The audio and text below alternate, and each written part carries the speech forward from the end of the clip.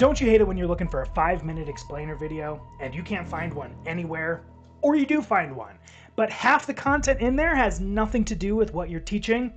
Today, I'm going to show you how you can use NotebookLM to provide your students a quick video that is created around the material that you already have.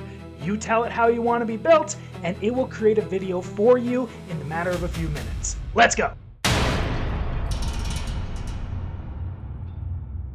Welcome back to the channel that makes teaching more sustainable and learning more powerful. Subscribe below for some time-saving hacks so that you can focus on what truly matters, your students. But let's jump straight into it. I keep hearing about NotebookLM, and I've seen some of the products that it's been able to create, but I myself had yet to create one until recently. I'm going to go ahead and stop talking here so you can see why I was genuinely shocked with how good this video was. Take a look at this sample. As an investor, that profit trajectory is what you really care about. So when investors analyze those profits, they look really closely at a metric called the P/E, or price to earnings ratio. You're going to see this everywhere. But what does that number actually tell you about a business? You find the PE ratio by taking the current share price of the stock and dividing it by the earnings per share. It's a super simple division problem, right? But it gives you one incredibly powerful number. So how do we actually interpret it? Basically, this ratio tells you how many years it's going to take for the company to earn back your initial investment. Now, one of the things you may not be able to pick up on simply by watching that short clip was how it was built around my material.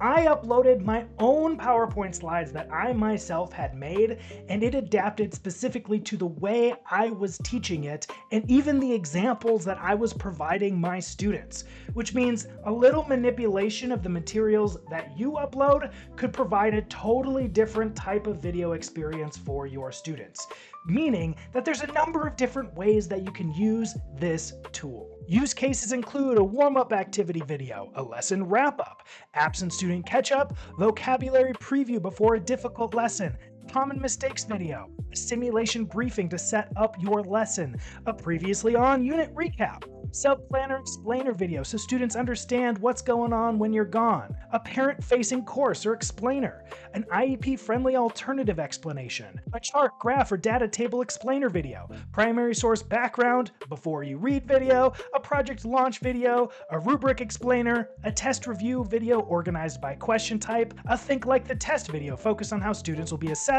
misconception repair after a quiz or formative assessment, lab, safety, or procedure briefing, station rotation, differentiation, debate or argument briefing, current event connector, or even a historical context video before a movie clip or documentary. The idea here isn't to replace you as a teacher, but instead to provide some supplemental materials that help our students have multiple avenues to learning the content.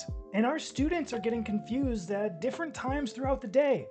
Some are confused at the beginning of the lesson, some are confused at 9:30 at night when they're at home, others miss the lesson entirely. And since you can't be sitting there behind them, constantly explaining and re-explaining, this allows us to provide some sort of avenue to provide explanation for our students where they are when they are there. Now let's handle some quick logistics. First, it takes a while for NotebookLM to be able to create a video.